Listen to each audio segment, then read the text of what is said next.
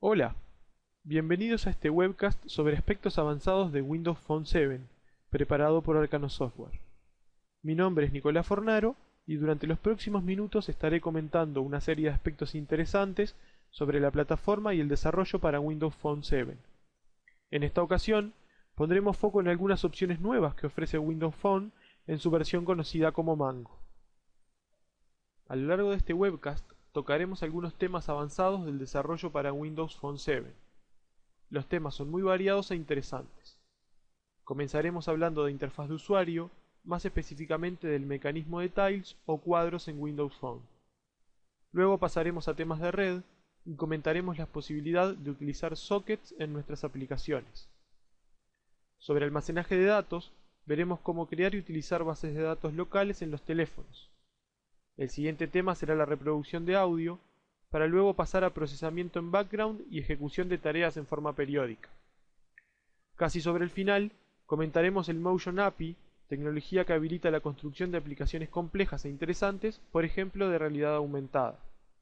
Para terminar, veremos el mecanismo que Windows Phone 7 ofrece a los desarrolladores para extender la experiencia de búsqueda en los teléfonos, permitiendo integrar nuestras aplicaciones a la interacción con los resultados de las búsquedas en Bing. Windows Phone 7 es innovador en términos de interacción del usuario con la información y funcionalidad de las aplicaciones. Una de las innovaciones principales es la inclusión de tiles o cuadros personalizados para las aplicaciones en la página de inicio.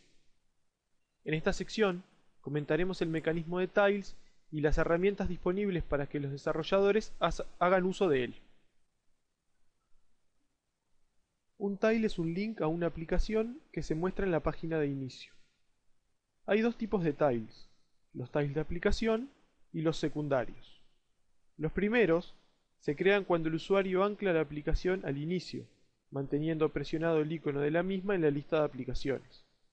Al presionar uno de estos tiles, el usuario es direccionado a la página inicial de la aplicación. Por otro lado, los tiles secundarios son creados de manera programática por una aplicación en base a la interacción con el usuario. Un ejemplo de uso para estos tiles podría ser una aplicación para visualizar el clima, que permita crear un tile en la página de inicio para cada ciudad configurada por el usuario. La aplicación debe proveer al tile con parámetros que permitan personalizar el destino de navegación al presionar el tile. En el ejemplo de las páginas del clima, al presionar el tile, el mismo podría dirigirnos a la página correspondiente a la ciudad asociada con ese tile. A partir de Windows Phone 7, los tiles tienen dos caras y pueden mostrar información tanto en la cara del frente como en la cara de atrás. Si no se setean propiedades para la cara de atrás, solo la delantera será visible y el tile no se podrá dar vuelta. Tanto los tiles de aplicaciones como los secundarios comparten las mismas propiedades. En la cara frontal, las propiedades son un título, representado por un string y que debe caer en una línea simple de texto, no pudiendo ser más ancho que el tile. Generalmente se alcanzan unos 15 caracteres antes de que el texto se trunque para ser mostrado. Una imagen de fondo, que se muestra dentro del tile y que debe corresponder siempre a un JPG de tamaño cuadrado de 172 píxeles de lado. Y finalmente un contador, correspondiente a un valor entre 0 y 99. Si el valor es 0, el círculo con el contador no se muestra. Para la cara trasera, las propiedades son un título, correspondiente a un string al que aplican las mismas reglas que para el título frontal, una imagen de fondo, de nuevo igual que para la parte frontal, y un contenido, que se muestra como contenido de la parte trasera y generalmente puede alcanzar alrededor de 40 caracteres antes de ser truncado. Es posible utilizar las siguientes tecnologías para trabajar con los tiles. Shell Tile API permite actualizar tiles de aplicación y crear, actualizar y borrar tiles secundarios. Veremos más sobre esta API mediante una demo en unos instantes. Es importante recordar que esta API no puede ser usada por un agente en background debido a restricciones impuestas sobre este mecanismo. Otro mecanismo posible son las Tiles Notifications. Las propiedades de los tiles pueden ser actualizadas mediante el mecanismo de push notifications, lo que permite que las mismas se actualicen en función de los cambios e información fuera del dispositivo. Y finalmente, la Shell Tile Schedule API. La imagen del frente puede ser cambiada en base a un calendario, incluso si la aplicación no se encuentra corriendo. Siempre se debe cambiar por una imagen con una URI remota, externa al dispositivo, y con un tamaño menor a 80K. Para crear, actualizar y borrar tiles, tanto de aplicación como secundarios, utilizaremos la clase shellTile, correspondiente al shellTile API, que nos dará acceso a estas funcionalidades mediante los métodos create, update y delete. La propiedad activeTiles de esta misma clase será el punto de acceso para los tiles activos de la aplicación. Finalmente, los objetos de la clase standardTileData permitirán representar los datos a ser mostrados por los tiles.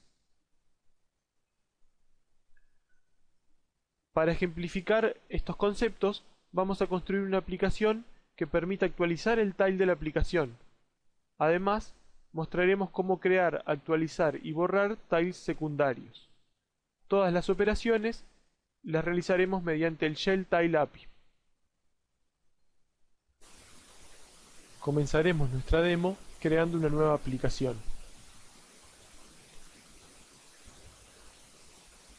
La llamaremos Ejemplo Tiles.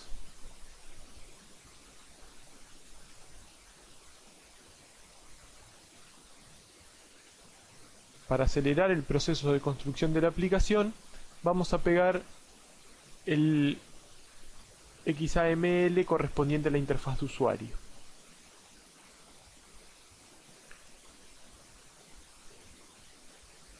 La interfaz de usuario es muy simple, contiene algunas etiquetas mostrando texto y dos botones. Utilizaremos uno de los botones para cambiar el tile de la aplicación y el otro para cambiar el tile secundario.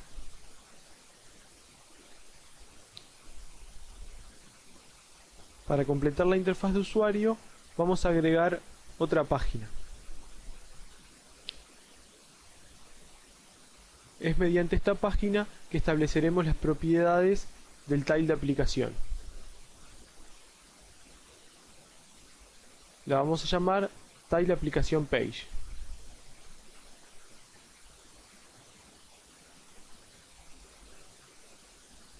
Para ahorrar tiempo, nuevamente vamos a copiar la interfaz de usuario.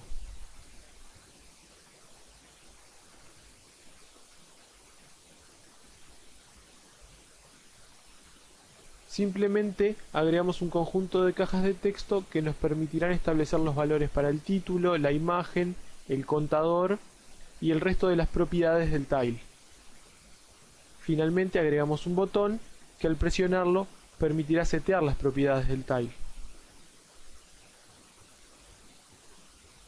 Vamos a pasarnos al código, en particular al código relativo al clic del botón.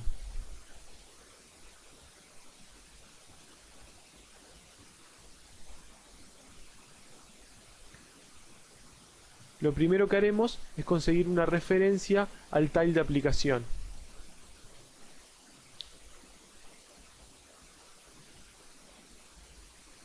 El tile de aplicación siempre es el primer elemento en la propiedad ActiveTiles, esté visible o no.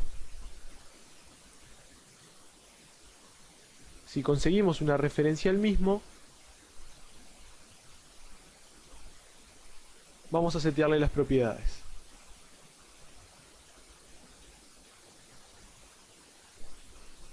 Primero vamos a pasar a entero el valor de la caja de texto correspondiente al contador.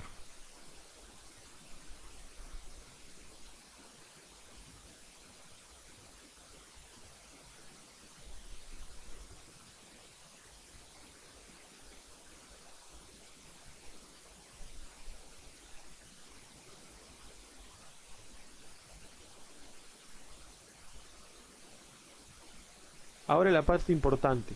Para establecer las propiedades del tile, debemos crear un objeto de la clase standardTileData. Es este objeto el que contendrá todos los datos a presentar en el tile. Tomaremos el valor para sus propiedades de las cajas de texto definidas en la página. Vamos a setear el título.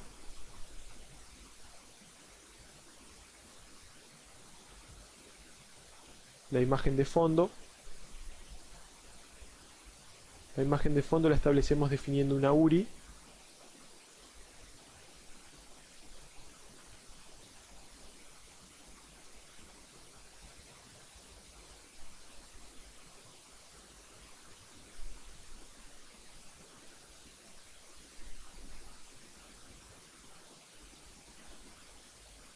Seteamos el contador.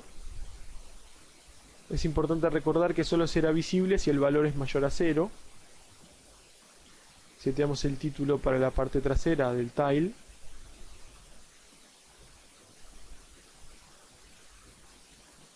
Seteamos la imagen para la parte trasera.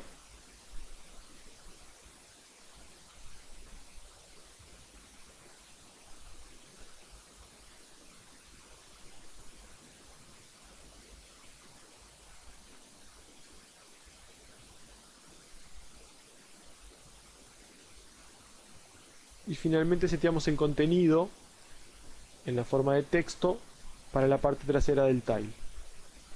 Una vez que tenemos definidos los valores, podremos actualizar el tile mediante el método update, que recibirá como parámetro el objeto standard tile data conteniendo los datos.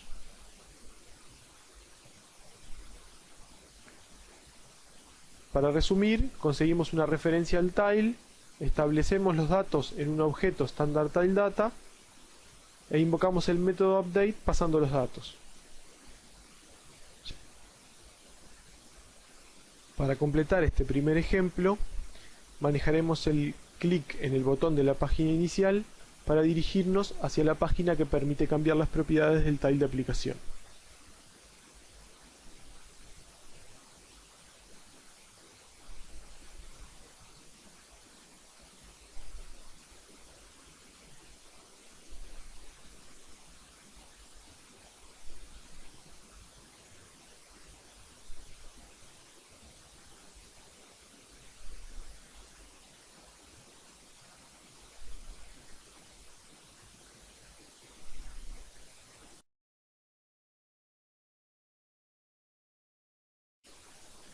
Antes de poder probar nuestra aplicación, vamos a necesitar agregar algunos recursos que nos permitan cambiar el fondo.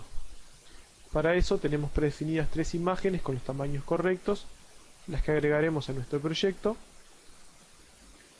y para las que además vamos a modificar el resultado de compilación para incluirlas a nuestro proyecto como contenido.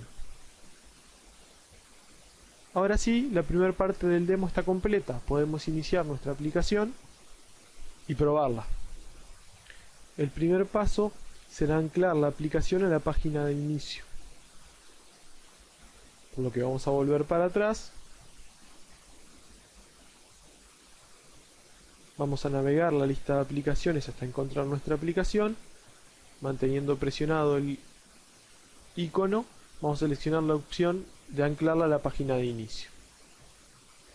Si hacemos clic sobre el tile de aplicación, accederemos a la misma y vamos a probar las opciones para cambiar las propiedades del frente del tile principal. Vamos a establecer un título, una imagen en la que haremos referencia a uno de los recursos agregados, en este caso blue.jpg, y vamos a dar un valor para el contador. Ya definimos las propiedades para el frente, así que podemos probar si nuestro tile se actualiza. Apretamos el botón y volvemos a la página de inicio. Podemos ver que cambió el fondo, el título y el valor para el contador. Vamos a volver a nuestra aplicación, para lo cual vamos a hacer clic sobre el tile y vamos a probar cambiar las propiedades para la parte trasera. Vamos a establecer un título,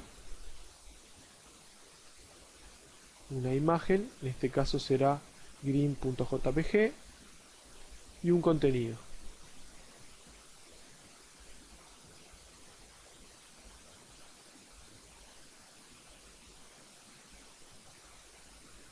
Presionamos el botón para actualizar el tile de aplicación y volvemos a la página inicial. Si esperamos unos segundos, vamos a ver cómo el tile se da vuelta y nos permite ver los valores establecidos para la parte trasera. Tanto el fondo, el título como el contenido han sido cambiados. Esto demuestra que nuestra aplicación permite actualizar el tile principal. Vamos a continuar con la demo entonces para poder definir tiles secundarios, mostrarlos y ocultarlos. Para eso vamos a usar el otro botón que creamos en la página inicial, pero antes vamos a definir una nueva página que nos permita establecer las propiedades del tile secundario. Vamos a llamar a la página tile secundario page. Nuevamente, para ahorrar tiempo, vamos a pegar el XAML que define la interfaz de usuario. Esta vez va a ser un poco más sencilla que el caso anterior. Vamos a agregar 3 botones, uno para crear un tile secundario, uno para ocultarlo, y una caja de texto y un botón que nos permitan actualizar el título del frente del tile secundario.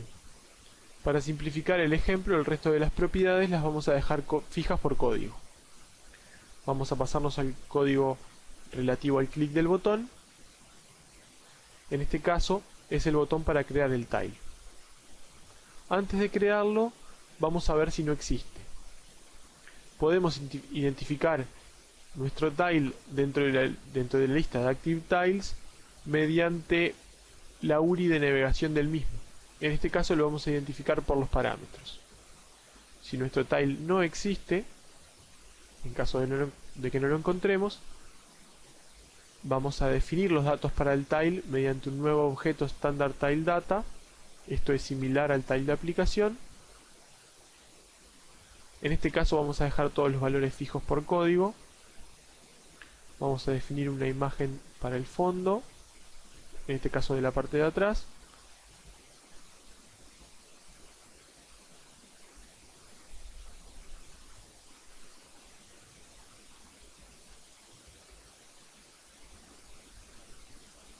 Un contenido para la parte de atrás.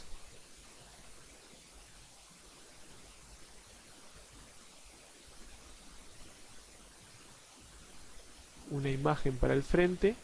Vamos a copiar y pegar. Vamos a cambiar la imagen hacia la imagen verde. Un título para la parte trasera.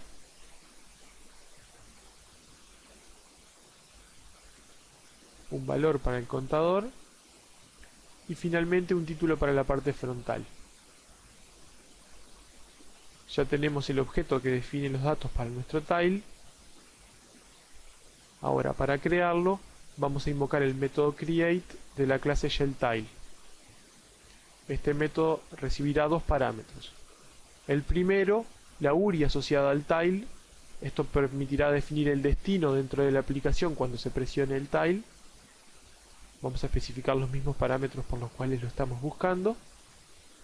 Y el segundo parámetro será el objeto que define los datos a mostrar en el tile.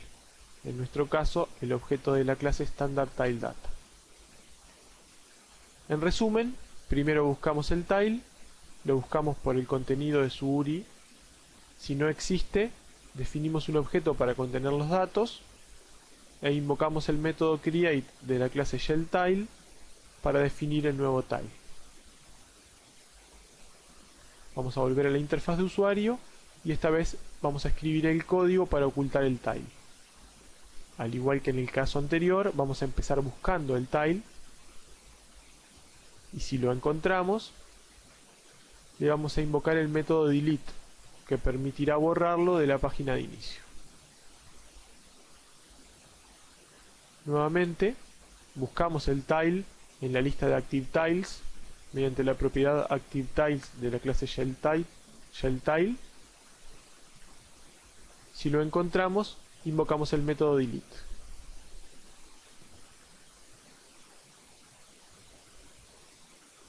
Volvemos al código y esta vez a la interfaz de usuario, y esta vez vamos a escribir el código para actualizar el título de nuestro tile. en el clic del botón.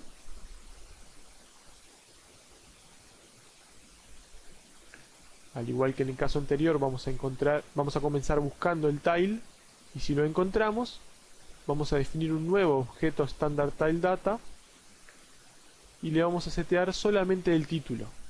El título lo vamos a obtener de la caja de texto que pusimos en la interfaz de usuario. En caso de no especificar el resto de las propiedades, las mismas van a permanecer incambiadas. Para actualizar el tile, utilizamos el método update, pasando como parámetro los nuevos datos. Nuevamente lo buscamos, si lo encontramos, definimos un objeto con los datos que mostrará y lo actualizamos. Ya lo podemos probar. Con el botón de mostrar podemos ver cómo aparece nuestro tile secundario. Veamos también que el tile de aplicación se mantiene. Tanto las propiedades que definimos para el frente como para el fondo aparecen en el tile secundario. Al presionar en él, la URI asociada nos lleva a nuestra página dentro de la aplicación. Vamos a probar ahora la funcionalidad para ocultarlo. Vemos que si lo ocultamos, él mismo desaparece de la página inicial. Vamos a acceder a la aplicación mediante el tile de aplicación. Vamos a volver a mostrar el tile secundario. Y esta vez nos va a interesar probar la funcionalidad para actualizar su título. Así que vamos a ir a la página. Vamos a escribir el nuevo título.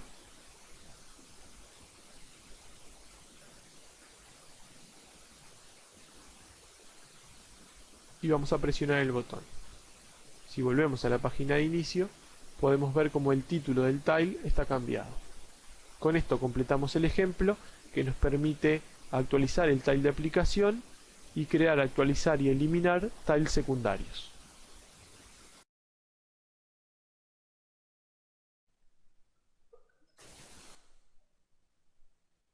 Windows Phone 7 incluye una nueva API que habilita la comunicación basada en sockets. La misma se vuelve extremadamente útil cuando los desarrolladores necesitan un control fuerte sobre la utilización de la red, o cuando se necesita construir aplicaciones clientes para servicios TCP existentes.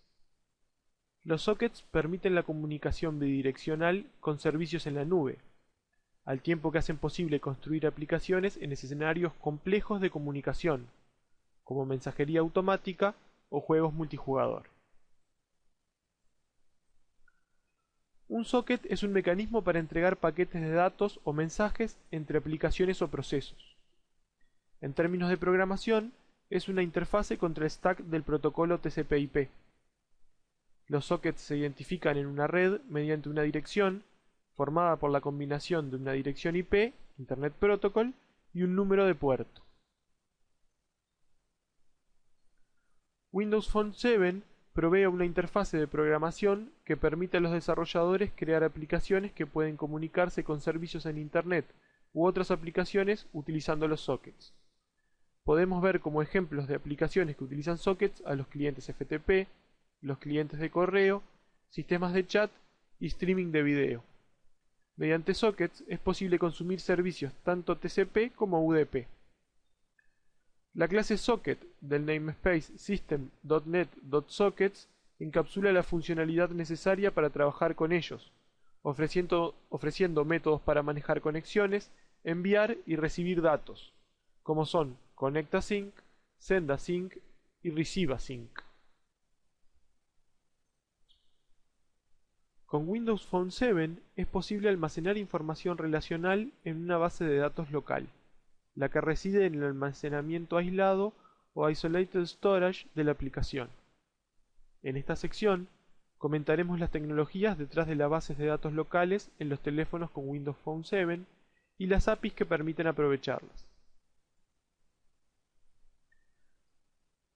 La tecnología fundamental detrás del acceso a bases de datos locales en Windows Phone 7 es LinkU2SQL, ya que se utiliza para todas las operaciones relacionadas con bases de datos.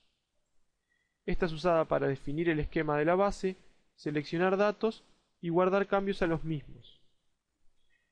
LinkU para SQL provee un enfoque orientado a objetos para trabajar con datos, y está compuesto por un modelo de objetos y un motor de ejecución. El modelo de objetos se compone básicamente de un objeto de la clase DataContext del namespace System Data LINQ, la que actúa como proxy o representante de la base de datos local. El motor de ejecución es el responsable de actuar como puente entre el mundo de objetos, o sea el DataContext, y el mundo relacional, compuesto por la base de datos. La imagen intenta resumir esta relación.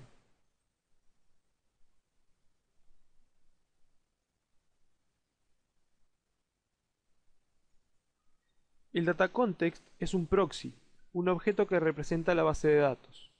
El mismo está compuesto por objetos tabla, cada uno de los cuales representa una tabla en la base de datos. Cada objeto tabla, a su vez, se compone de entidades, que se corresponden con filas de la tabla de la base de datos. Cada entidad es un objeto del estilo POCO, con atributos, los cuales determinan la estructura de la base de datos y definen el mapeo entre el modelo de objetos y el esquema de la base. Típicamente, cada uno de los atributos se corresponderá con una columna en la tabla que representa las entidades de este tipo.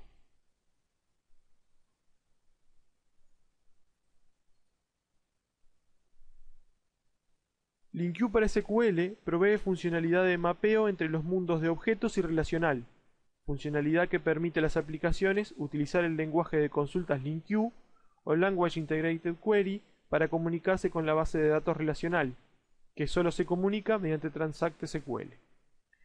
LINQ para SQL mapea el modelo de objetos expresado mediante clases en la aplicación a la base de datos relacional. El mismo traduce en tiempo de ejecución las consultas LINQ a Transact SQL y las envía a la base de datos para ser ejecutadas.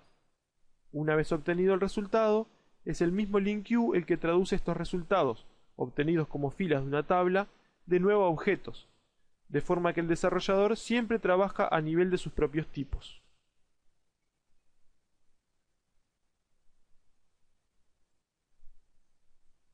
Para probar los conceptos vistos, vamos a crear una aplicación que permita registrar una lista de tareas a realizar. Cada tarea tendrá un nombre y una marca, indicando si está completa o no. A lo largo del ejemplo, veremos cómo utilizar LINQ y a través de él cómo definir el esquema para la base de datos y cómo realizar consultas y actualizaciones de los datos. Para completar el ejemplo, haremos data binding entre la interfaz de usuario y los objetos obtenidos de la consulta.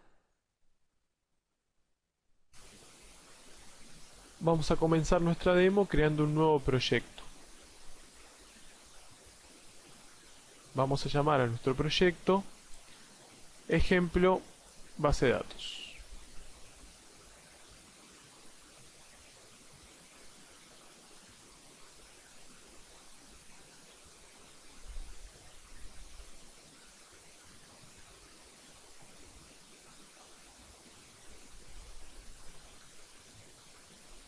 Lo primero será definir una nueva interfaz de usuario, para lo cual vamos a pegar un XAML ya definido. El XAML es bastante simple, define un título para la página, una caja de texto que nos permitirá definir nuevas tareas, un botón para guardarlas en nuestra base de datos y en la parte inferior de nuestra página contendrá una lista en la cual mostraremos las tareas definidas en la base de datos. Antes de escribir código, vamos a agregar una referencia de nuestro proyecto hacia el Assembly System Data LINQ.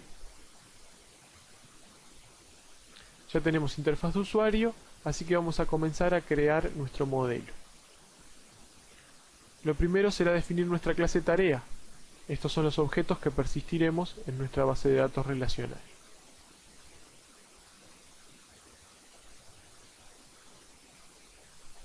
Dado que utilizaremos data binding en nuestra aplicación, vamos a hacer en nuestra clase tarea implementar la interfaz iNotifyPropertyChanged y la interfaz iNotifyPropertyChanging.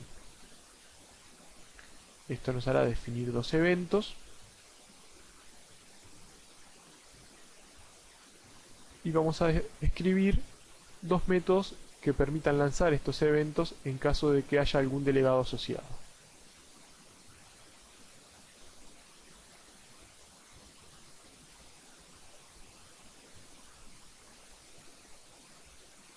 el primero para iNotify Property Changed.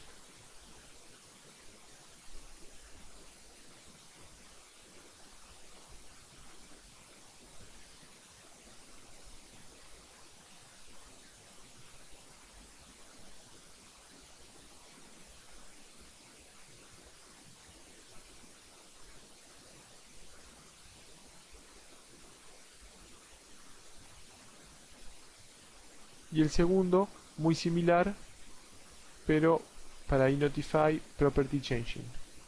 Así que lo vamos a copiar y vamos a cambiar el nombre y el evento.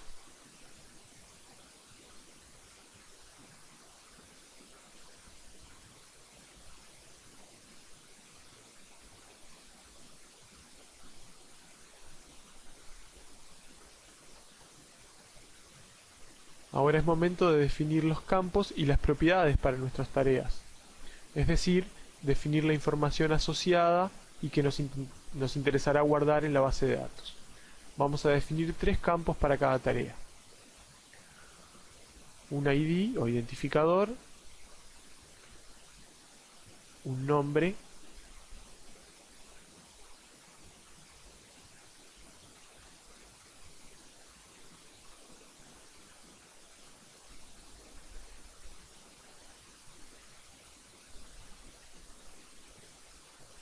y un booleano que indicará si nuestra tarea está completa o no.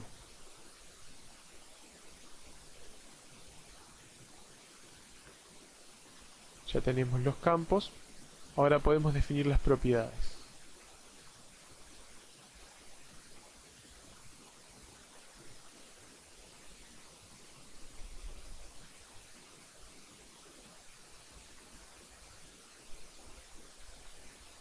En el set de las propiedades va a ser necesario disparar los eventos de Property Changing y Property Change.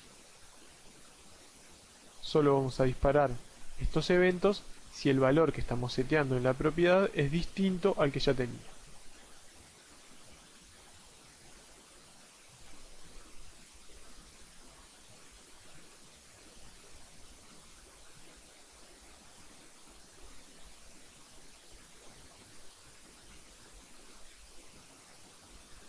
Completamos la propiedad para el ID. Vamos a hacer lo mismo para el nombre.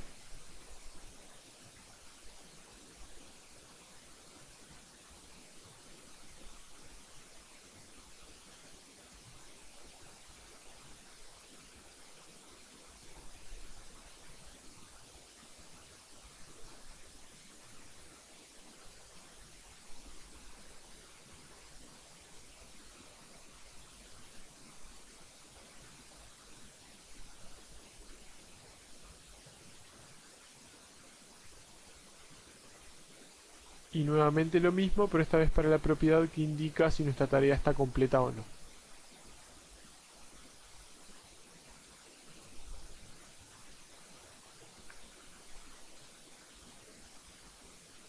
Hasta aquí tenemos una clase sencilla con 3 propiedades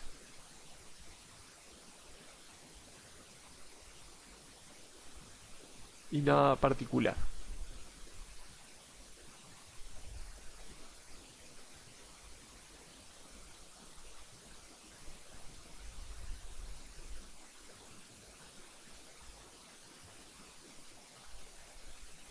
Repasando la definición de los eventos, los campos y las propiedades, estas últimas lanzando los eventos que informarán cuando una propiedad está cambiando y cuando ha cambiado. El siguiente paso será definir la información de mapeo de nuestros objetos a la estructura de tablas. Comenzaremos indicando que la clase tarea representa una tabla. Al no establecer el nombre, la tabla para contener las tareas se llamará igual que la clase. Vamos a definir la información de mapeo para la propiedad ID. Vamos a decir que se representa con una columna. Vamos a decir que es parte de la clave primaria. Que el valor es generado por la base de datos. Queremos que sea un autonumérico.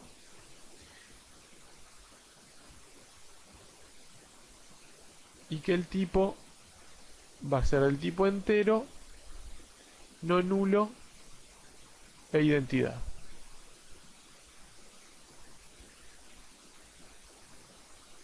Además vamos a aclarar que el valor no puede ser nulo. Y que queremos que se sincronice con el valor generado por la base cada vez que se guarda un objeto.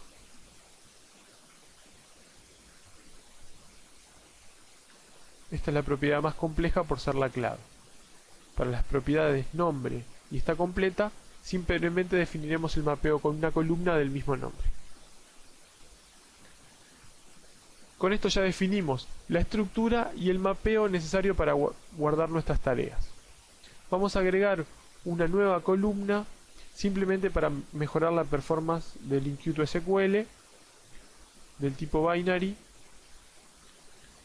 a la que vamos a llamar versión.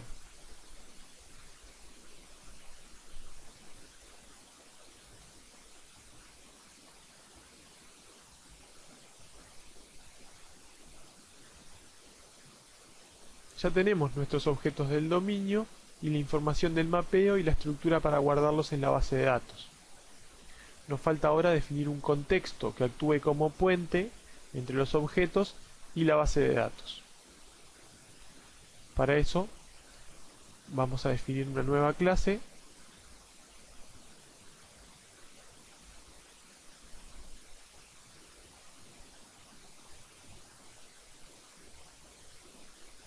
la vamos a llamar ejemplo data context y la vamos a hacer extender la clase data context. Esta es la clase que actuará como proxy de la base de datos.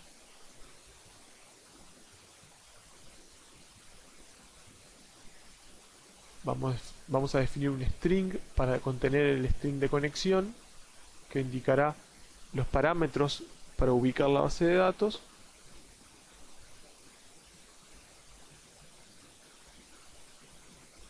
Simplemente vamos a decir que el origen de datos está ubicado en el isolated storage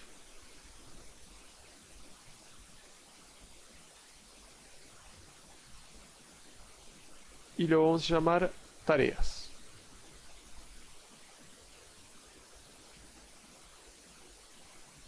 Vamos además a definir un constructor para nuestra clase que utilice el constructor con parámetros de la clase dataContext. El parámetro será el string de conexión.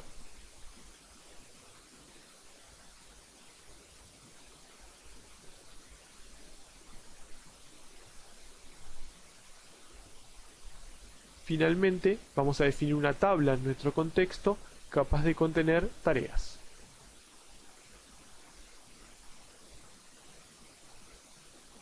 Acabamos de definir nuestro contexto con una tabla en la cual se pueden almacenar objetos de la clase tarea. Ya completamos nuestro dominio y la estructura para guardarlo. Podemos pasar ahora a la interfaz de usuario, desde donde crearemos objetos y los guardaremos.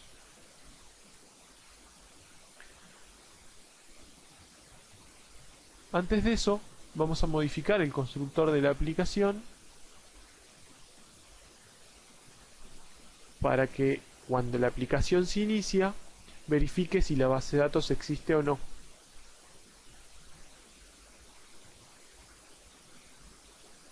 Para eso podemos usar el método exist del contexto. Si no existe la base de datos, vamos a invocar el método en el contexto que permite generar la estructura de la base. Ahora sí, tenemos nuestra aplicación que cuando se inicia define la base de datos si es necesario.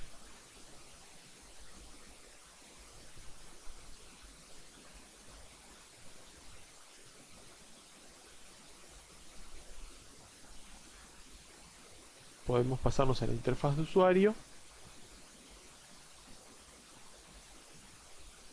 Dado que vamos a usar data binding, vamos a hacer que nuestra página implemente también iNotify Property Change.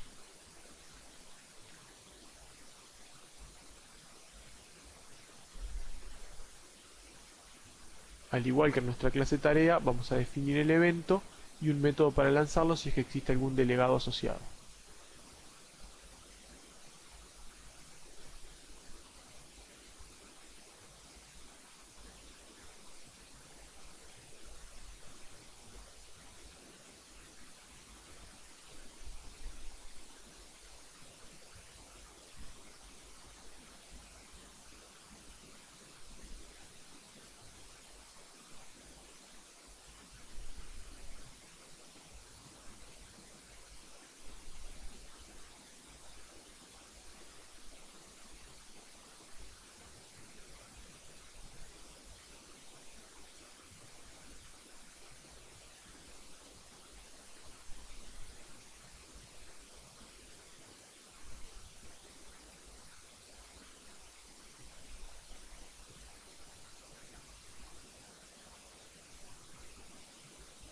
vamos a agregar algunos atributos a nuestra página.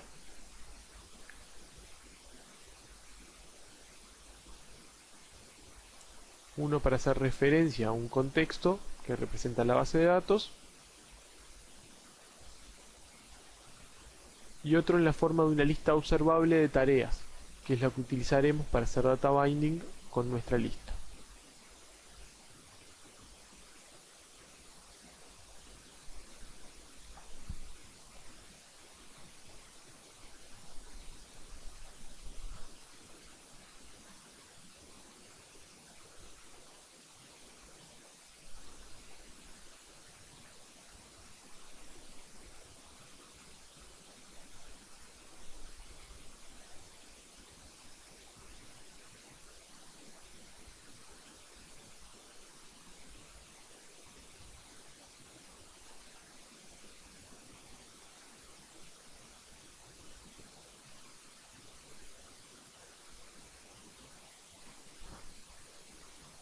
En la propiedad que nos permite modificar la lista de tareas, vamos a disparar el evento de que cambió una propiedad.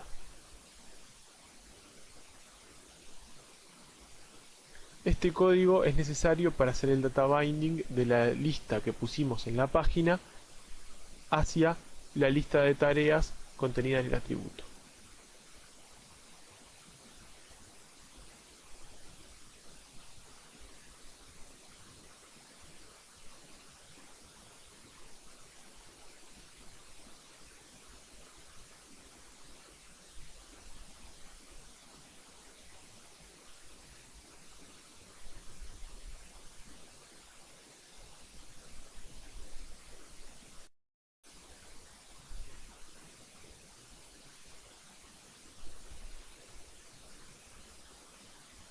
En el constructor de la página vamos a crear el proxy hacia la base de datos, pasando como parámetro el valor del connection string.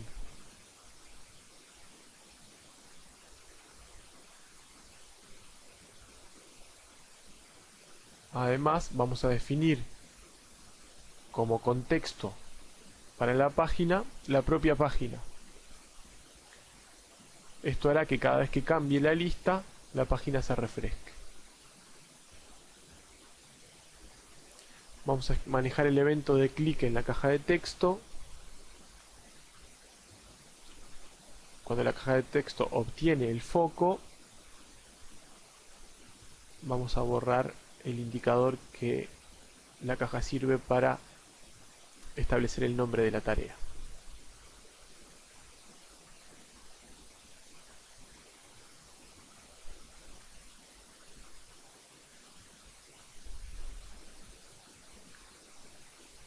En el clic del botón vamos a crear una nueva tarea.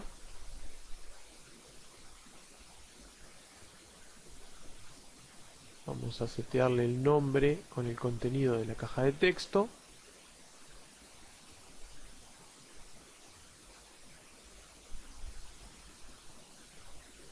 Y vamos a pedirle, vamos a agregarlo a la lista observable. Esto va a hacer que se dispare el data binding y que se muestre en la pantalla, pero además queremos guardarlo en la base de datos, para lo cual vamos a agregarlo a la tabla de tareas mediante el método insertOnSubmit. Es importante resaltar que este método no lo inserta en la base de datos de manera instantánea, sino que espera para hacer el insert la invocación del método submit sobre el objeto representante de la base de datos.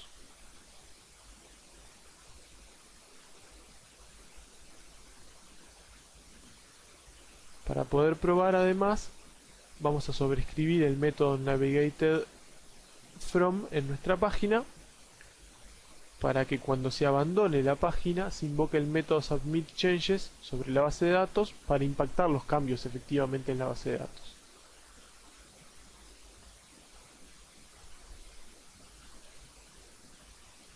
Esto quiere decir que hasta que no abandonemos la página, los datos no se van a guardar en la base.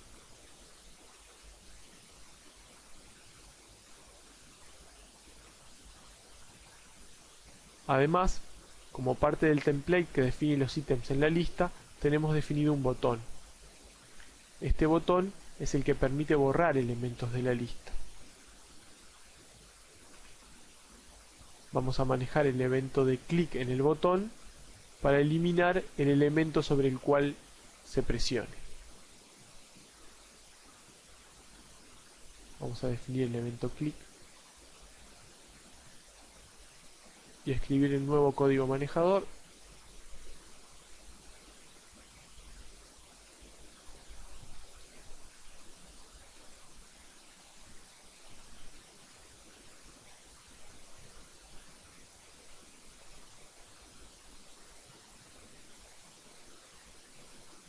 Vamos a obtener el botón sobre el cual se hizo clic mediante el parámetro sender.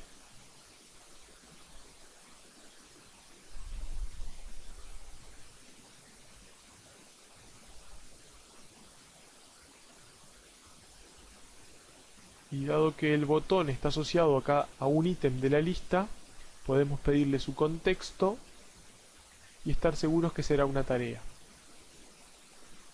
Para eliminar la tarea, le vamos a pedir a la base de datos que elimine el objeto. Lo vamos a eliminar además de la lista que tenemos en la página.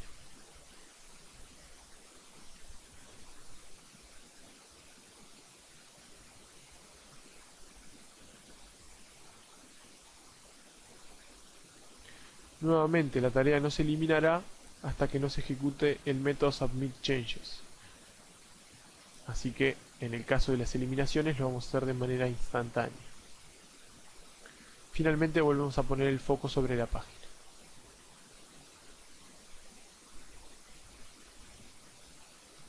Para completar el evento solo nos falta la carga inicial de la lista. Así que vamos a sobreescribir el método onNavigated_to y cuando se ingresa a la página vamos a definir una consulta de LINQ que nos permita obtener todas las tareas de la base de datos.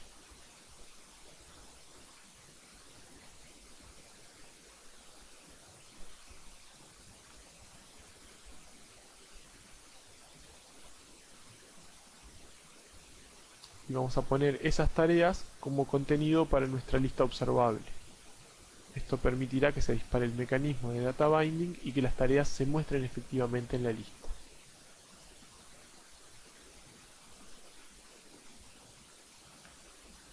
Con esto completamos nuestro ejemplo y lo podemos probar.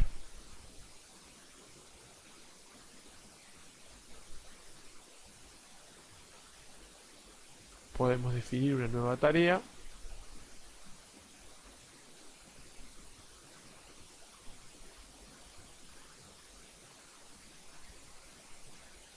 Y agregarla. En este caso todavía no se ha guardado en la base de datos, pero podemos agregar una nueva.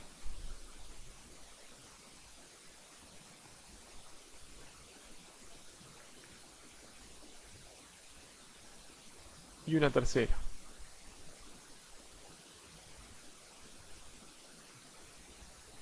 Si abandonamos la aplicación, se debería disparar el Submit Changes y si volvemos a entrar se ejecuta la consulta y se vuelven a cargar las tareas. El checkbox está asociado mediante data binding a la propiedad está completa de las tareas, con lo que podemos ver que la misma se actualiza. Podemos borrar tareas y definir nuevas y abandonar y volver a la aplicación para ver que los datos siguen allí ya que están almacenados en una base de datos. Con esto completamos nuestro ejemplo para definir la estructura de la base, consultar y modificar datos desde la misma mediante LINQ para SQL.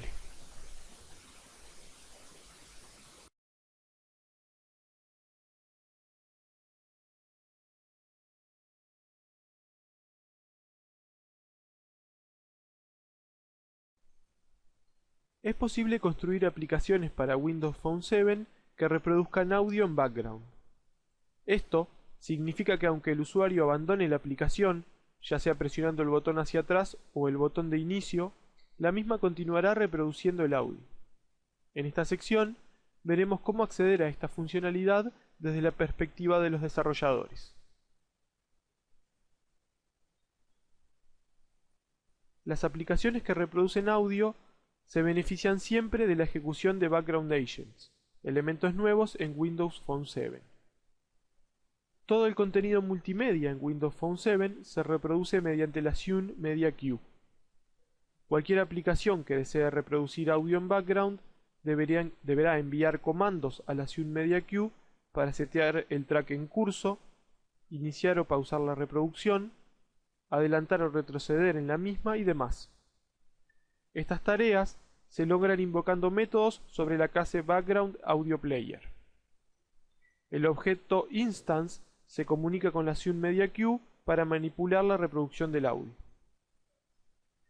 El Universal Volume Control es el conjunto de controles que aparecen en la ventana de bloqueo cuando se está reproduciendo audio o cuando el usuario presiona los botones del control de volumen. Este también manipula el Zune Media Queue, por lo que cuando se reproduce audio desde nuestra aplicación, el mismo también se puede controlar desde el VC. Este envía eventos al Audio Player Agent en nuestra aplicación, permitiéndonos implementar lógica de lista de reproducción. Veremos más detalles sobre el Audio Player Agent más adelante.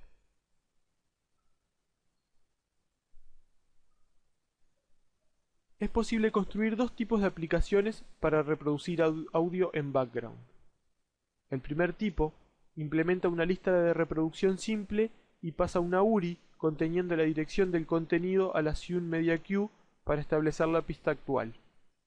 Esta URI puede ser local al teléfono o una dirección remota. En ambos casos, el audio necesita pertenecer a un tipo de contenido soportado por Windows Phone para reproducción. El segundo tipo de aplicación para reproducir audio en background utiliza la clase Media Stream Source para implementar un stream de audio que alimenta el sistema de reproducción. El formato puede ser cualquiera que el desarrollador decida, ya que éste deberá implementar una clase derivada de Media Stream Source que maneje el streaming y decodifique el audio. Ambos tipos de aplicación comparten un conjunto de piezas en común. Comenzaremos viendo lo necesario para construir una lista de reproducción, para luego discutir los componentes necesarios para realizar streaming de audio. Para crear una aplicación que reproduzca una lista en background es necesario implementar dos componentes. Primero, una aplicación que provea una interfaz de usuario para controlar la reproducción y luego un assembly que implemente una clase derivada de Audio Player Agent. El diagrama muestra en verde las piezas a construir. El agente de reproducción de audio o Audio Player Agent es instanciado por el sistema operativo y maneja las acciones requeridas por el usuario. Puede ser tanto a través de la interfaz de usuario construida como a través del Universal Volume Control. Este agente se ejecuta en background e invoca métodos sobre una instancia de Background Audio Player, quien a su vez invoca acciones de la Zune Media Queue para que efectivamente se reproduzca el audio. Visual Studio cuenta con una plantilla o template que permite crear agentes de reproducción de audio.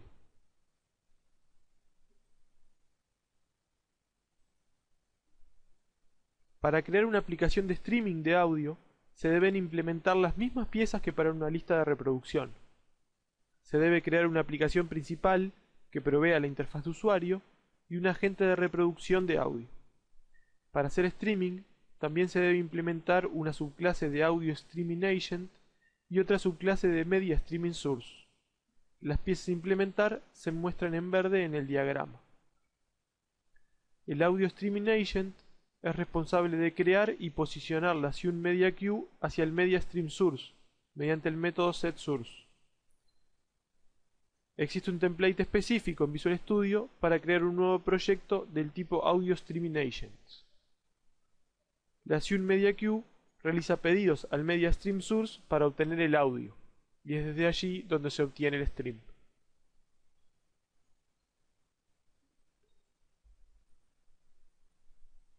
Las tareas programadas y los agentes en background permiten a las aplicaciones ejecutar código en background, incluso cuando no se encuentran ejecutándose en primer plano. Existen diferentes tipos de tareas programadas diseñadas para distintos escenarios de procesamiento en background. Por esta razón, los distintos tipos de tarea. En esta sección conoceremos las posibilidades que ofrece Windows Phone 7 en cuanto a tareas programadas y ejecución en background.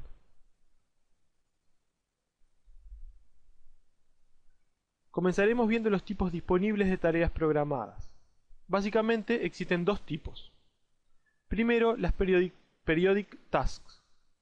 Estas se ejecutan durante un periodo pequeño de tiempo a intervalos recurrentes de manera regular.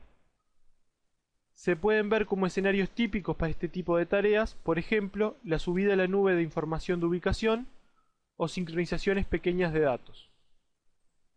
El otro gran tipo de tareas en background son las Resource Intensive Tasks. Las mismas corren durante un periodo relativamente largo de tiempo cuando el teléfono cumple con un conjunto de requerimientos en relación a la actividad de procesador, fuente de energía y estado de conexión de red. Un escenario típico para este tipo de tareas es, por ejemplo, la sincronización de grandes cantidades de datos cuando el usuario no se encuentra utilizando activamente el teléfono.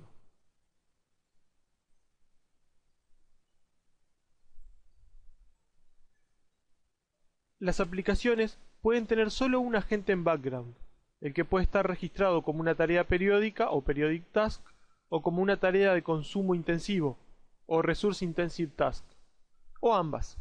La forma de registrar el agente definirá el tipo de calendario que logra ejecutarse.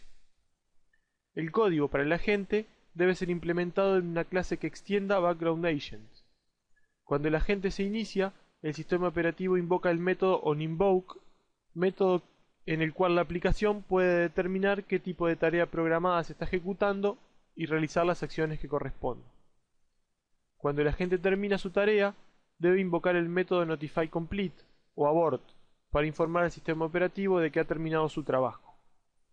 La invocación de notifyComplete indica al sistema operativo que la tarea fue exitosa, mientras que si el agente no puede terminar la tarea, debe invocar el método abort, lo que causa que la propiedad isScheduled se establezca como falsa.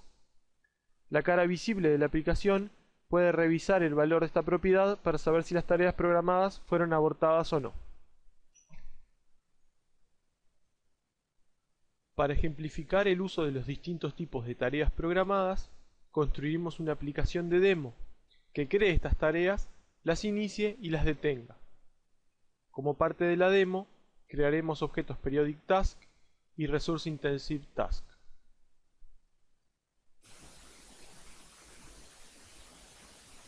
El primer paso será crear un nuevo proyecto. Comenzaremos creando el proyecto correspondiente a la interfaz de usuario, al que vamos a llamar Demo Tareas Programadas.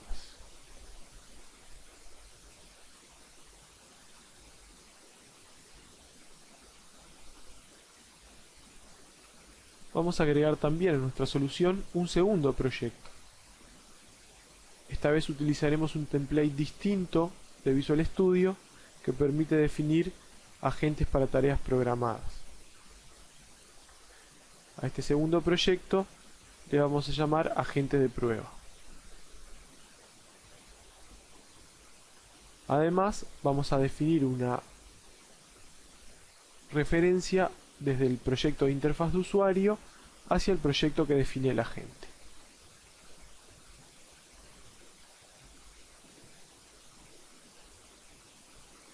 El siguiente paso será escribir efectivamente el código del agente.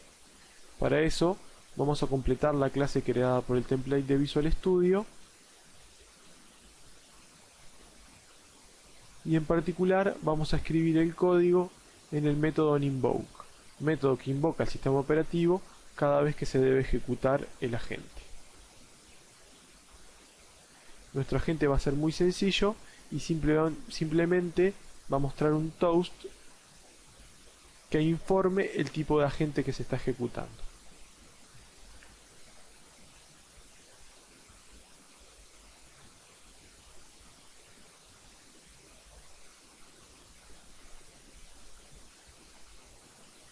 Entonces, si la tarea que se está ejecutando es una tarea periódica, el mensaje para nuestro toast va a ser que se está ejecutando una tarea periódica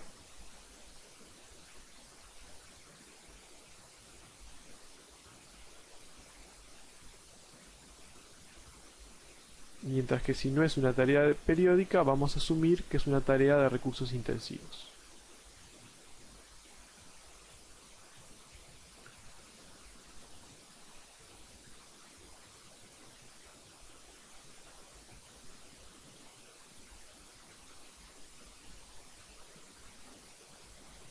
Una vez definido el mensaje, podemos mostrar el toast.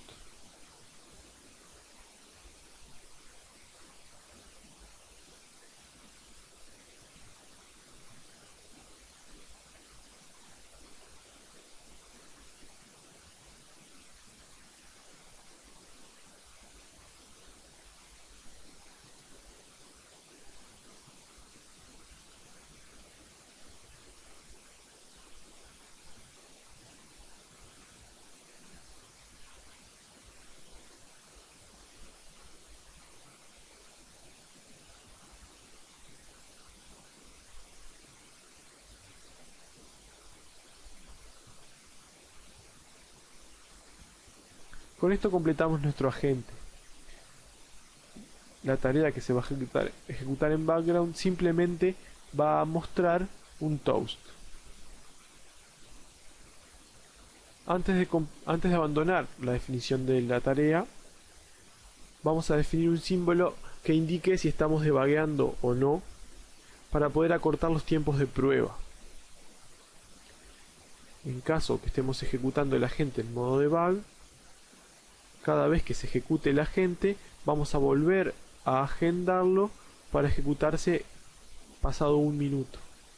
Esto nos permite, solo en tiempo de debug, poder acortar los tiempos de prueba.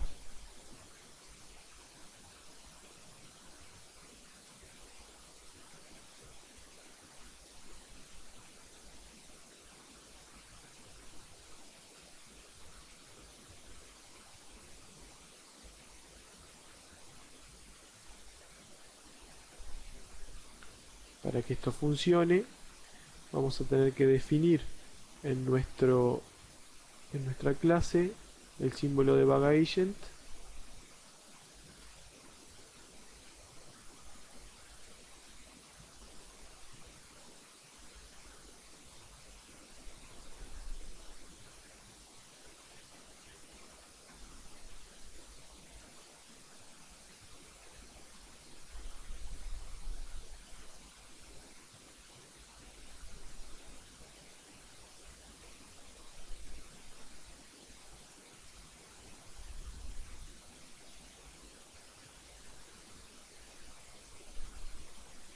y con esto completamos la definición del agente. Cada vez que se ejecute simplemente va a mostrar un toast.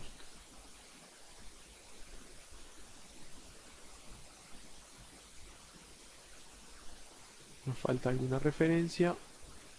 Ya está completo. Como ya completamos el agente, podemos pasarnos a la parte de interfaz de usuario.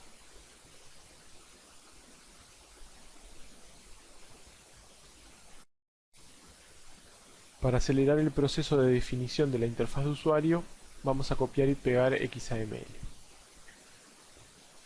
Simplemente definimos un conjunto de etiquetas que nos van a permitir hacer data binding a propiedades de los agentes. Además, agregamos dos checkbox que nos van a permitir iniciar o detener los agentes. Para ser más exactos, nuestra aplicación va a tener un único agente, solo que podremos agendarlo de manera periódica o en modo de recursos intensivos. Nos pasamos al código de la página y antes de escribir nada vamos a definir el símbolo para indicar el debug. Vamos a agregar algunos atributos a la página, en particular dos tareas, una periódica y una de recursos intensivos, dos textos que contendrán los nombres para estas tareas y dos booleanos que nos van a ser útiles para manejar los eventos. Podemos empezar a escribir el código. Vamos a comenzar por un método que nos permita iniciar el agente con un calendario periódico. Vamos a indicar que los agentes están habilitados.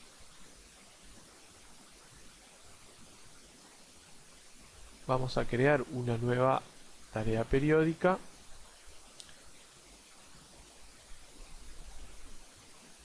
Antes de crearla, y recordando que solo podemos tener una única, la vamos a buscar. En caso que encontremos la tarea periódica ejecutándose, la vamos a detener. Vamos a crear un método para detener las tareas, al que vamos a llamar quitaLaGente. Este método recibirá como parámetro el nombre del agente a eliminar. Lo generamos, lo vamos a completar en unos instantes. Llegado a este punto en el método de iniciar el agente, estamos seguros de que el agente no se encuentra ejecutando. Así que vamos a crear una nueva tarea periódica, le vamos a asociar el nombre, le vamos a asociar una descripción,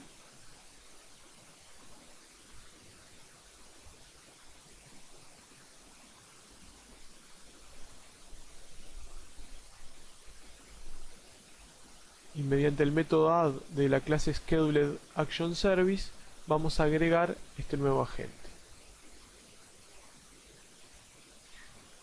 Además, vamos a definirlo como contexto de datos para el panel que muestra los datos en la página. Esto va a disparar el mecanismo de data binding y va a mostrar los datos del agente en la página.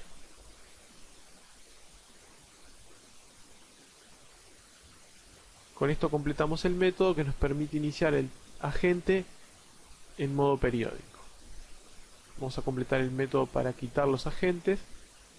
Para eso vamos a usar el método remove de ScheduledActionService, pasando simplemente el nombre. Dado que podemos iniciar el agente en dos modos, en modo periódico y en modo de recursos intensivos, vamos a escribir un nuevo método para hacerlo en el modo de recursos intensivos. El método va a ser similar al anterior, solo que el tipo de tarea a crear va a ser Resource Intensive Task. Al igual que en el caso anterior, primero lo vamos a buscar.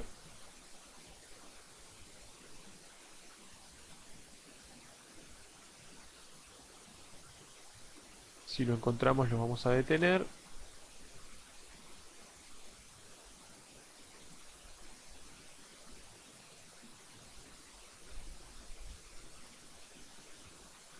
Una vez que estamos seguros de que la gente nos está ejecutando, vamos a crear la nueva tarea con el nombre que le corresponde. Vamos a asociarle una descripción.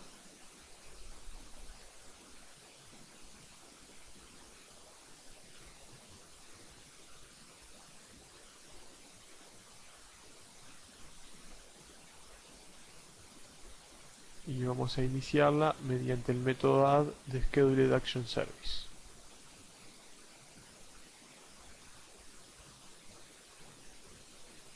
Además, vamos a completar el data binding para que se muestren las propiedades de la tarea en la página.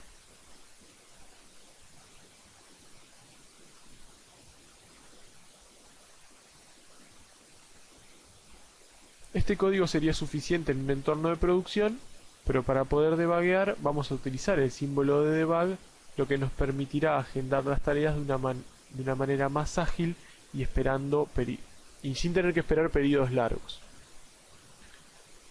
Para eso, al igual que en la definición del servicio, vamos a utilizar el método launch4test.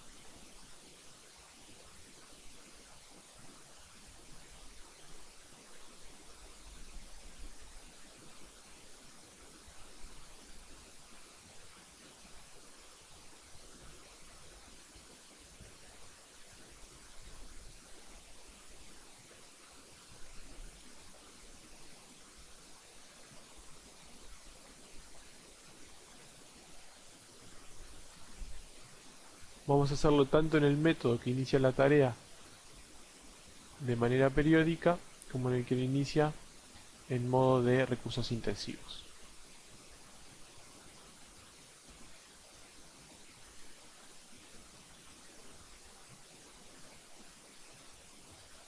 Ya tenemos pronto nuestro código entonces que permite iniciar las tareas.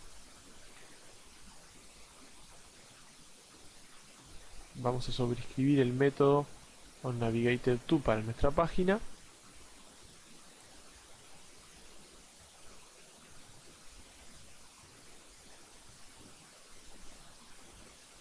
Y vamos a asegurarnos de que cuando la página se carga, si las tareas se están ejecutando, la información se muestre en la página. Como vamos a estar modificando el valor de chequeado de los checkboxes, vamos a utilizar la variable que nos permite ignorar los eventos.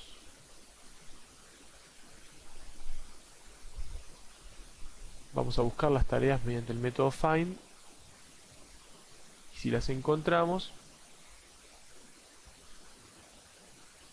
vamos a utilizarlas como contextos de datos para el data binding.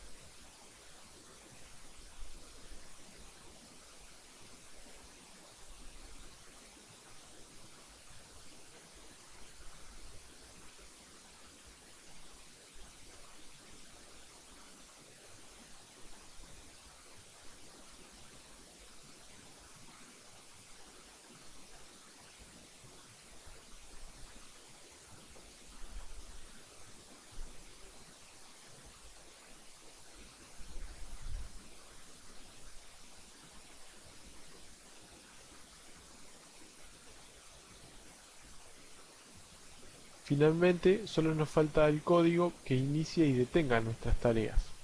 Lo que vamos a hacer cada vez que se modifique el valor de chequeado de los checkboxes.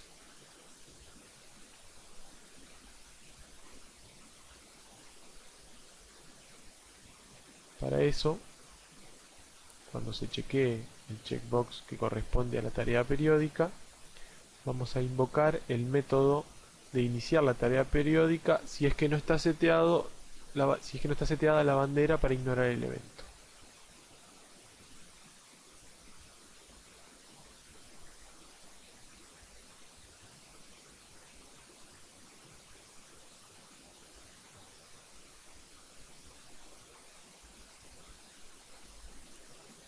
En caso de que se deseleccione el check, vamos a detener el agente.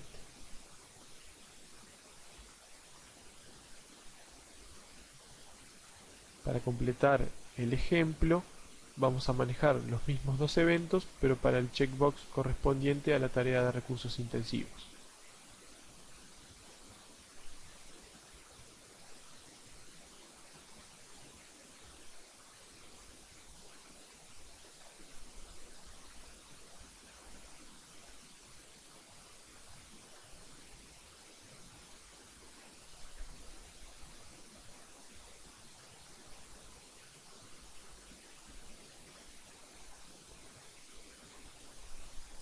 Ya programamos nuestros eventos, programamos nuestra interfaz de usuario y escribimos el código necesario para iniciar y detener nuestros agentes.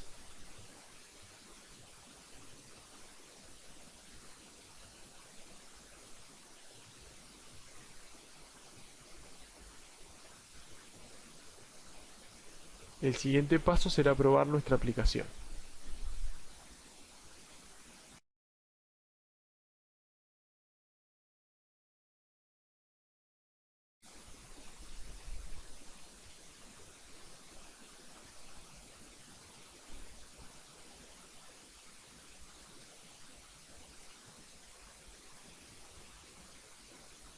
Una vez que inicie nuestra aplicación, podremos marcar los checkboxes y esperar el resultado de la ejecución de la tarea.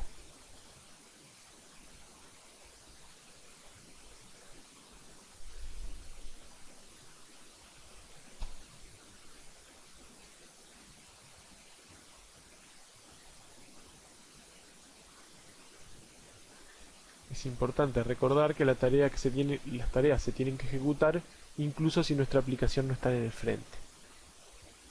Seleccionamos los checkbox, podemos ver cómo se dispara el mecanismo de data binding y las propiedades de las tareas se muestran en la página inicial. Abandonamos nuestra aplicación con ambos agentes iniciados y esperamos. Para acelerar un poco el proceso, los tiempos están editados en este webcast para que aparezca antes el resultado de la ejecución de los agentes. Ahí están los toasts que muestran que nuestros agentes se están ejecutando por más que nuestra aplicación no está en el frente. Con esto completamos el ejemplo que permite mostrar cómo ejecutar código en background.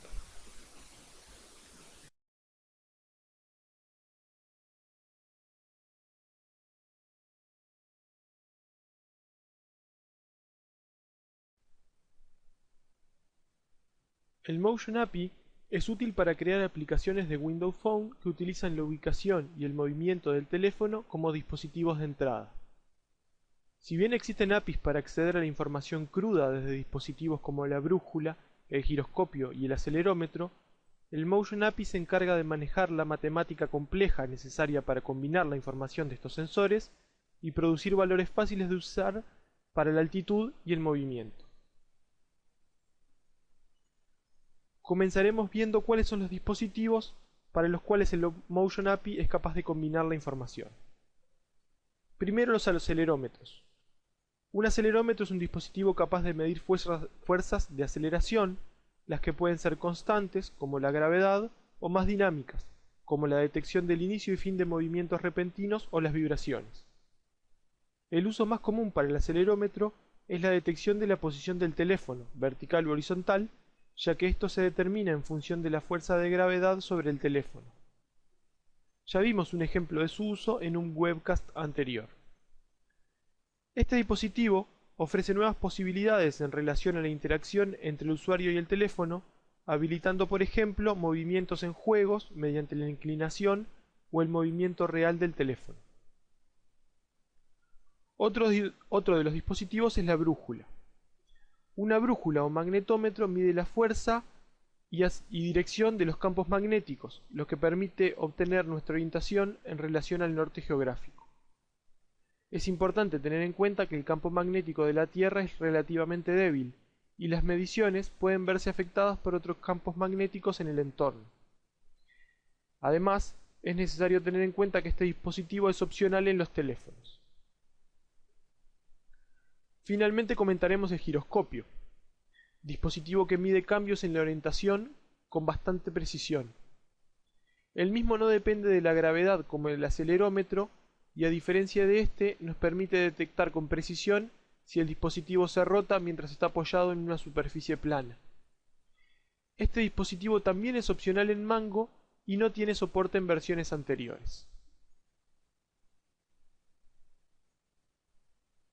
Existen limitaciones físicas que pueden hacer que sea difícil determinar la ubicación actual o el movimiento del dispositivo a partir de la información cruda de los sensores. Por ejemplo, las lecturas del acelerómetro incluyen siempre la fuerza de la gravedad aplicada al dispositivo, junto con la fuerza resultante de su movimiento.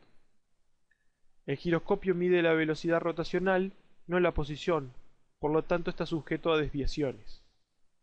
Generalmente es necesario realizar cálculos geométricos complejos para traducir la información cruda de estos sensores a su orientación verdadera. La clase Motion maneja los cálculos a partir de las mediciones de bajo nivel desde los dispositivos. Es la clase recomendada para aplicaciones que necesitan determinar el comportamiento del teléfono en cuanto a orientación o movimiento. Un ejemplo claro son las aplicaciones de realidad aumentada. El método de clase isSupported de la clase Motion permite averiguar si el dispositivo cumple con todos los requerimientos o si tiene todos los sensores necesarios para utilizar el API. En esta API, la posición se define en función de tres valores. El cabeceo o pitch, que es una inclinación del dispositivo con respecto al eje definido entre el borde superior e inferior. El alabeo o roll, definido como la rotación respecto a un eje en función de los bordes derecho e izquierdo, y finalmente la guiñada, o rotación intrínseca alrededor del eje vertical perpendicular al teléfono.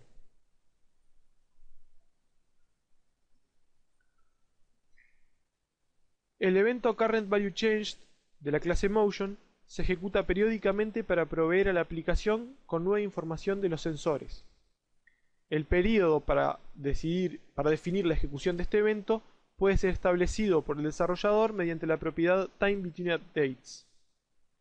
El evento se dispara desde un thread sin acceso a la interfaz de usuario, por lo que para interactuar con ella será necesario utilizar el método BeginInvoke. Además de la posición en función de los valores antes vistos, la clase Motion provee valores para la aceleración en los ejes X, Y y Z. Lamentablemente, el emulador provisto por el SDK para Mango no soporta el uso del Motion API, por lo que no podremos ejemplificarlo en este webcast.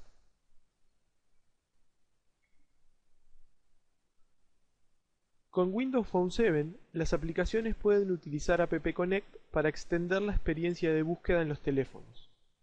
Utilizando esta tecnología, es posible lograr que los usuarios que realizan búsquedas en la web utilizando el botón de búsqueda del teléfono puedan lanzar una página relevante de una aplicación desde los resultados de búsqueda de Bing. En esta sección comentaremos las posibilidades que App Connect ofrece a los desarrolladores para extender la experiencia de búsqueda. En Windows Phone, los resultados de las búsquedas ofrecen Quick Cards o tarjetas rápidas. Cada Quick Card contiene información que la aplicación puede usar para extender la experiencia de búsqueda.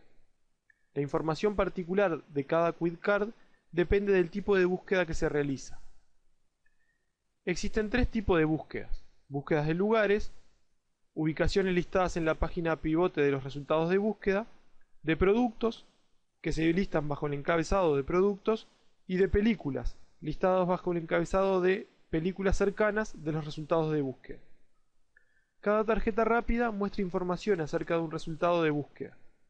Esto incluye contenidos como fotos, descripciones, valoraciones, revisiones o comentarios y algunos ítems específicos, como comparaciones de precios en las tarjetas de productos o duración en la tarjeta de una película. Esta imagen muestra un ejemplo de navegación desde los resultados de una búsqueda en Bing a la aplicación de ejemplo de extensibilidad en las búsquedas. El usuario presiona el botón de búsqueda en el teléfono y realiza una búsqueda por un conjunto de palabras. Bing presenta los resultados de la búsqueda en la web, incluyendo una lista de productos en la página pivotante.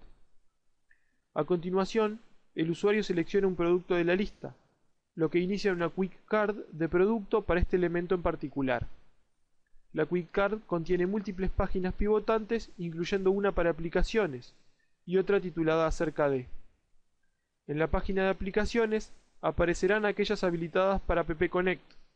Cuando el usuario selecciona el icono para una aplicación, esta se inicia, ofreciéndole al usuario una experiencia rica en relación al producto encontrado y presentado en la Quick Card.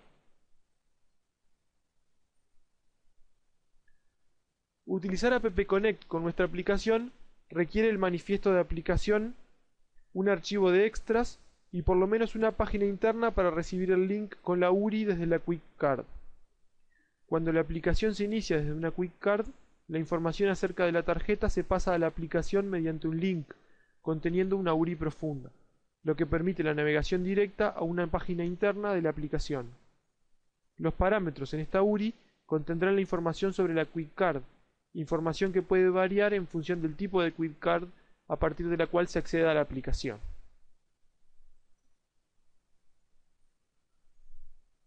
Para ejemplificar estos conceptos, crearemos una aplicación para extender la búsqueda. La misma nos permitirá enlazar nuestra aplicación a los resultados de búsqueda de Bing. Para esto construiremos un manifiesto, un archivo de extras, una página para mostrar resultados del link proveniente de la Quick Card, y todo esto lo haremos respetando el patrón ModelView-ViewModel. Como en todos los casos, vamos a comenzar nuestro ejemplo creando una nueva aplicación. Vamos a llamar a nuestra aplicación App Connect Demo.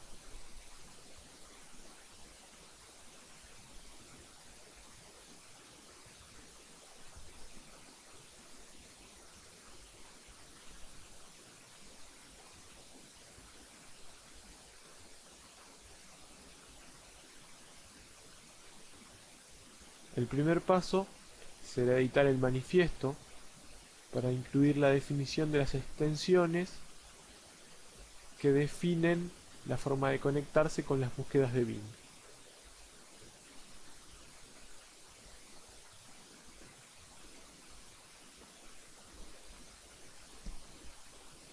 Estamos definiendo extensiones para la búsqueda de productos, de películas y de lugares y comidas. Una vez definido nuestro manifiesto, vamos a agregar una nueva carpeta.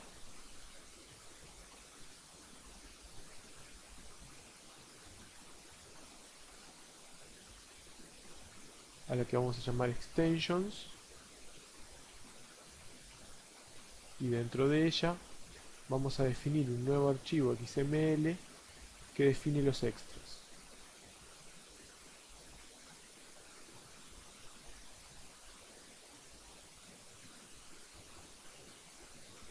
Ya hicimos referencia a este archivo en la definición de las extensiones. Para acelerar el proceso vamos a pegar el contenido del archivo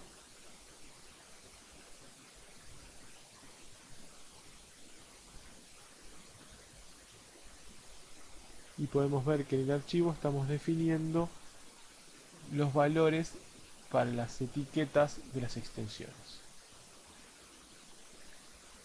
Ya definimos lo correspondiente al manifiesto y a los extras o extensiones.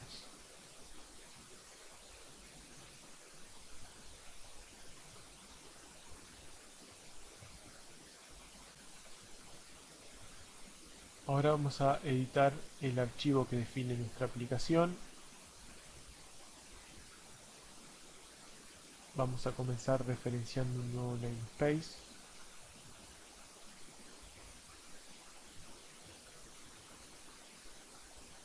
Y agregando la definición del mapper que hará el mapeo entre las extensiones y los extras. Podemos pasar al código.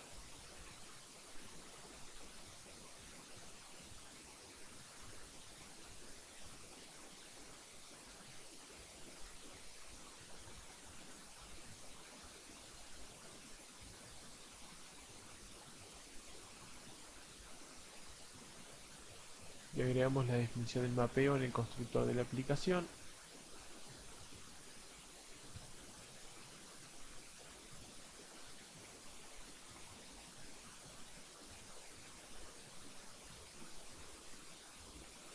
Con esto completamos la infraestructura para poder conectarnos con los resultados de las búsquedas.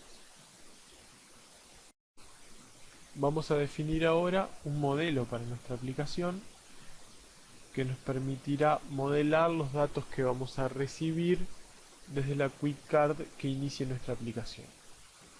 Creamos la carpeta Model y vamos a crear una nueva clase a la que vamos a llamar appconnect_uri_parameter. De nuevo, los objetos de esta clase permitirán modelar los parámetros que vengan como parte de la URI desde la Quick Card. Vamos a implementar notify_property_changed. Esto está asociado a que vamos a usar data binding. Definimos el evento y el método que permite lanzar el evento.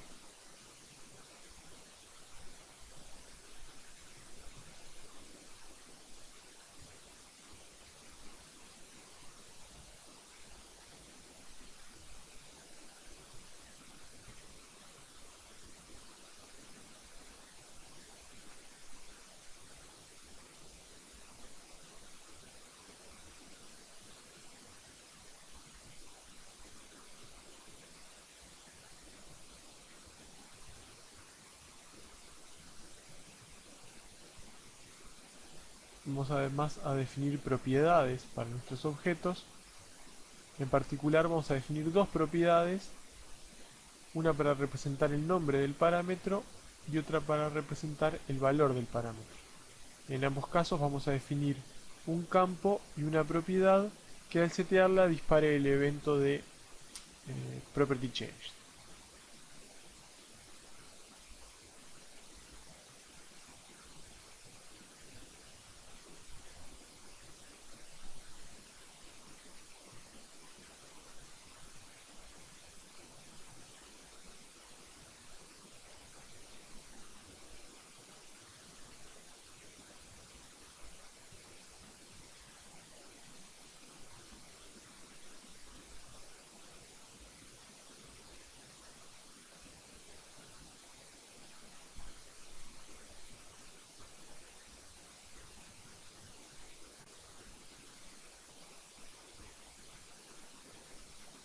Además de definir las dos propiedades, vamos a crear un constructor para nuestra clase que permita establecer el valor de ambos campos.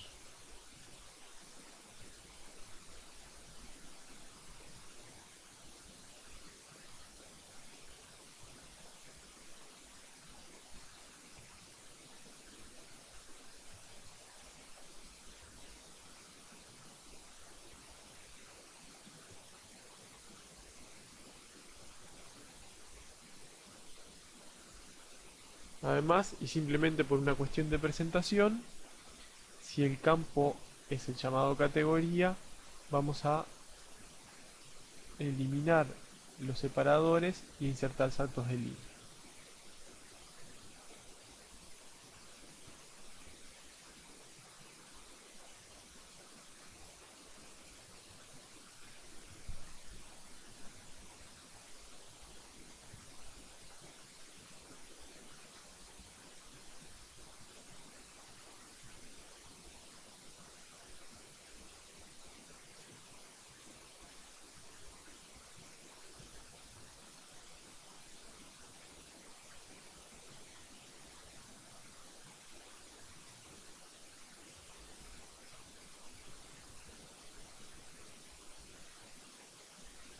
Con esto completamos nuestro modelo.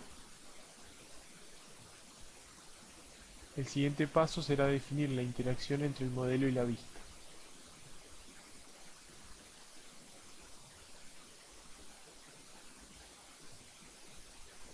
Para eso vamos a agregar una nueva carpeta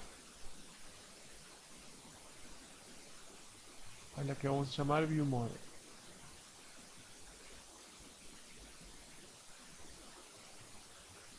Y en ella vamos a definir una nueva clase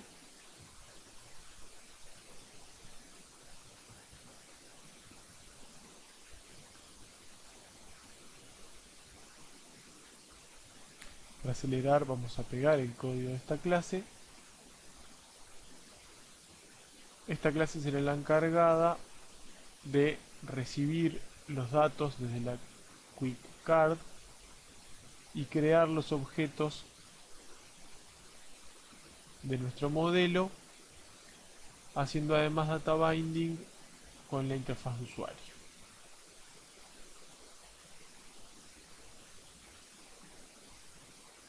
El método loadUriParameters permitirá recorrer el string recibido con la URI y parsear los parámetros creando objetos de nuestro modelo.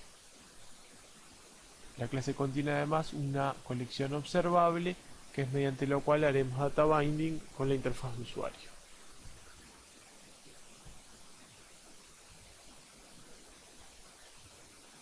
Finalmente, vamos a agregar nuestra vista. Para eso definimos una nueva página .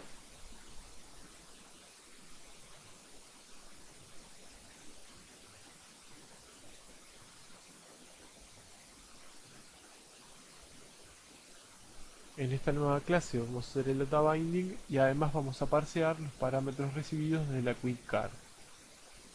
Ya podemos probar. Para probar vamos a abandonar nuestra aplicación y a buscar en Bing, por ejemplo, Xbox.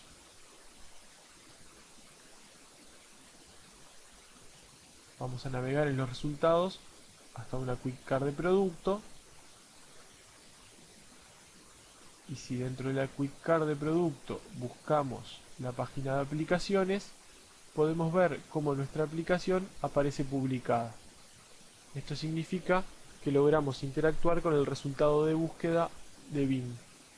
Si iniciamos nuestra aplicación, vamos a ver cómo es capaz de parsear los datos recibidos de la Quick Card y mostrarlos en la interfaz de usuario. Vamos a probar otra búsqueda. Por ejemplo, vamos a buscar sushi. En este caso, Bing se da cuenta que no es una búsqueda de productos y ofrece un tipo de resultado distinto. Vamos a elegir uno de los locales. Y si en los locales navegamos hacia la página de aplicaciones, nuevamente vamos a ver nuestra aplicación publicada. Con esto concluye nuestra demo sobre cómo interactuar con los resultados de búsqueda de Bing. Para terminar, dejamos algunos links y referencias de utilidad para profundizar en los temas vistos. Esto es todo. Muchas gracias por su atención. Esperamos que este material haya sido de su agrado y que se diviertan desarrollando con Windows Phone tanto como nosotros. Será hasta el próximo webcast.